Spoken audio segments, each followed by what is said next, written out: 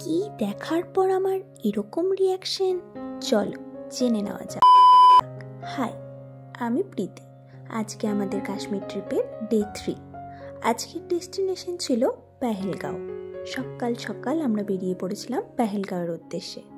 প্রথমেই আমরা গিয়েছিলাম সূর্য মন্দির, যেটাকে এখানে মার্দান মন্দির বলা হয়।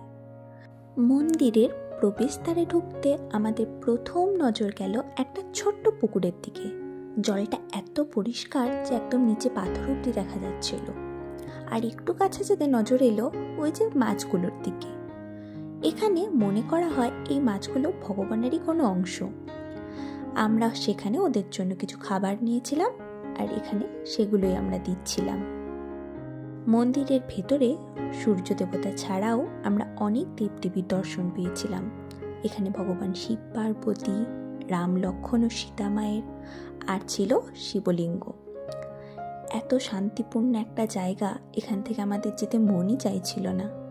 পর আমরা এখান থেকে বেরিয়ে রওনা হয়েছিলাম এই অ্যাপেল ভ্যালির দিকে।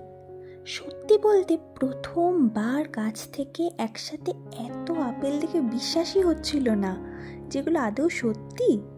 হ্যাঁ, আমাদের প্রত্যেকের রিয়াকশন এটা দেখেই ওরকম ছিল। এখানে আমরা নিয়েছিলাম কিছু আপেল এবং নিয়েছিলাম অ্যাপেল জুস। জুস বললেই সবার মাথায় আসে অ্যাপি ফ্রিজ, বাট এটার সাথে কোনো তুলনাই হয় না। এতটাই মিষ্টি না খেলে বোঝা যাবে না।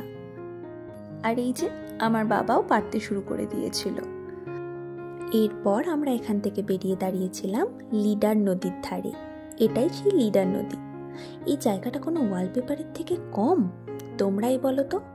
জলটা এত পরিষ্কার আর ঠান্ডা যে হাত দিলেই জমে যাওয়ার মতো। তোমরা অলরেডি এখানে আমাদের অনেক ছবি ভিডিও দেখে ফেলেছো। এরপর আমাদের মেইন ডেস্টিনেশন এবিসি ভ্যালি যাওয়ার পালা। কিন্তু এই ব্লগটা এত বড় হয়ে গেছে, আমি চাইলেও আজ দেখাতে পারবো না। খুব শিগগিরই আমি তোমাদের সাথে শেয়ার করব। তাই আজকের মতো এই পর্যন্তই।